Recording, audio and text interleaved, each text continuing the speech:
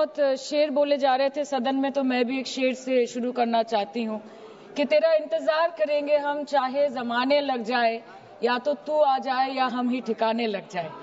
तो सर, ये शेर मुझे अच्छे दिन की याद दिलाता है, वो दिन के जिसका वादा था, इस सरकार के नेकी का जो इरादा था, जो इरादे 2014 में काफी बुलंद थे, पर 2024 के आते आते इनके नीतियों में कुछ थोड़े बहुत घमंड थे, जिस घमंड के चलते पूर्व में नोटबंदी और लॉकडाउन जैसी घटनाएं घटी और जिसके वजह से 700 से ऊपर किसानों की मौत हुई, और जिसके चलते मणिपुर पर प्रेसिडेंट्स रूल तो लागू किया गया, लेकिन बस यही बोलना था कि 22 महीने लग गए और कई लोगों की जानें चली गई।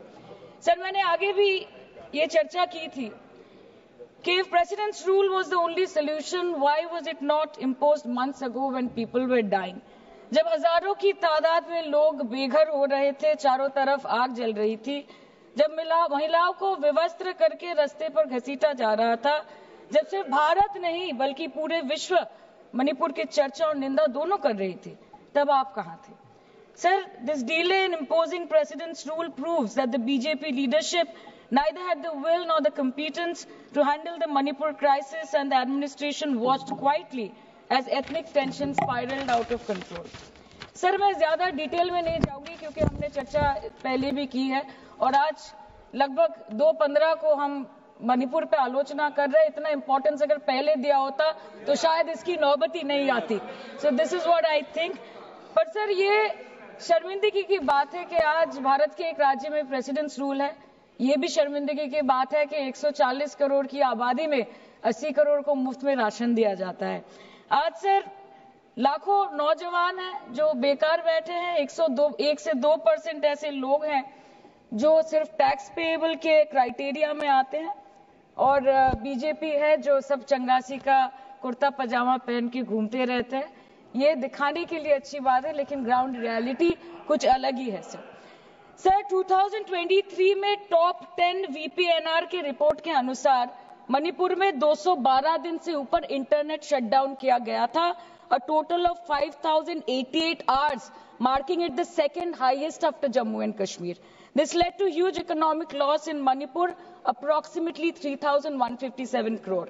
The economic blockade in Manipur affecting the two main national highway lasted for 66 days, with rough estimates of loss of around 250 crore per day, which is a whopping rupees 17,000 crores in over 2 months. Over 67,000 people were forced to leave their homes and cramped up in only 360 relief camps. Nearly 12,000 people fled to Mizoram. Approximately 7,000 people sought refuge in Nagaland, Assam and Meghalaya. Over 1,700 people taken refuge in Kachhar district as of June 2024.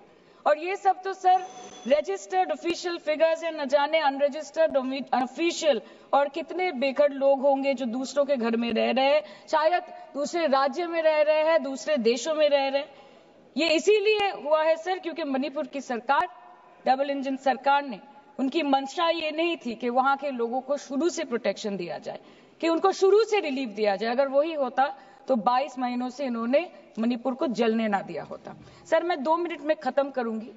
You want to move the resolution, of course we have to be with that, लेकिन 1 अप्रैल 2025 मतलब एक दिन पहले से ministry of home affairs ने armed forces special powers act को 6 महीनों का एक्सटेंशन देके मणिपुर, अरुणाचल प्रदेश और नागालैंड में इफेक्टिव कर दिया है। इससे समझ आता है that law and order in Manipur has seriously deteriorated. आज भी बीरेन्द्र सिंह जी बीजेपी वाले बोल रहे थे कि 1960 से हजारों रिफ्यूजीज मणिपुर में घुस के बैठे हैं, 2001 का सेंसस रिव्यू करना है और डिलिमिटेशन से पहले एनआरसी लाना है। मतलब आपको कुछ सुधारना नहीं है, आपको बस और बिगाड़ना है।